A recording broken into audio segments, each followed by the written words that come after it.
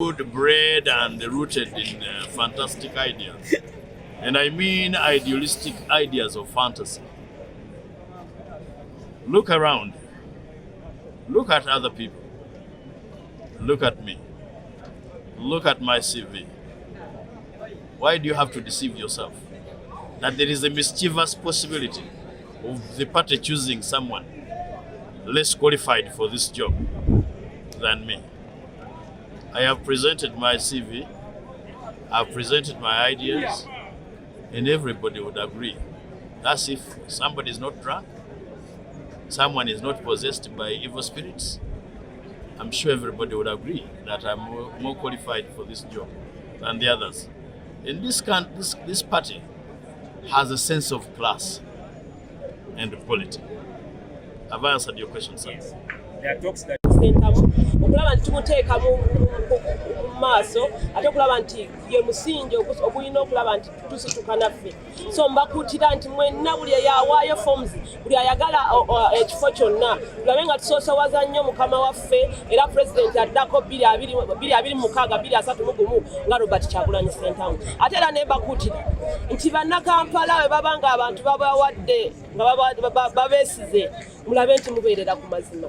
Mulekerawo okulya mu bantu bammwe olukwe, mulekerawo okweyagaliza, mulekerawo okulaba nti ebintu bye babataddemu biringanga byakulya. Kano akaseera ke kuweereza abantu n'okulaba nti mumatira mitima gyammwe n'okulaba nti mutambuza National Unity Platform mu maaso. Mulekerawo okweyagaliza ng'abakulembeze. Nsuubira nti mu kaseera kano we tunaabeera nga tuli ku mulamwa ogw'okulaba nti tutambula ne Pulezidenti Robert Kyagulanyi Ssentamu okumutuusa mu buyinza. Uganda egenda kubeera mpya. Protest vote yeriko ate musawo nakakane naggwano yaliko. Bizibu ddala nga medical services, health services ziri bubi nnyo. Tugenze okulaba nti nga n'abagagga nabo bali mu kukaaba.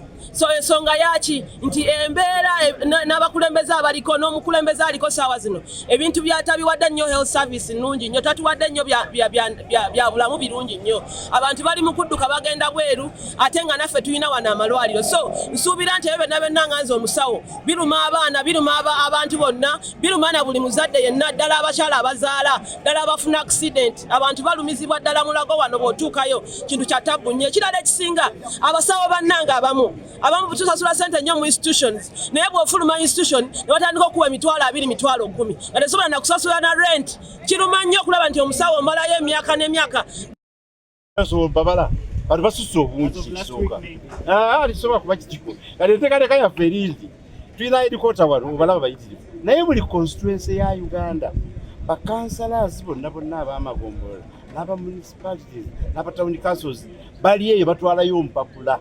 So twandyagadde okuwa eggwanga total number of applications nga tumaze okuggalawo exercise nga buli register akoze lisandize batuli following up tubaye figure entuufu twala kutebeeza butebeeza naye nga nesisi w'omuntu yali mu kuyiika buli dakiika. The party for the common person in this country, the party for equality, the party for social justice, the party that gives equal opportunities, the National Unity Platform. And that's why you see people, they are just flooding in here for LC3, LC5, LC for the municipalities, MPs all over the country. And we have got so many people to be members of parliament. And I think this is also encouraging the party. What challenges have you? Ebitundu byengenda omukiikirira empapula zange mazo ziwaayo lwakuba nziwaddeyo nga nkimanyi era kaadi ngenda gifuna.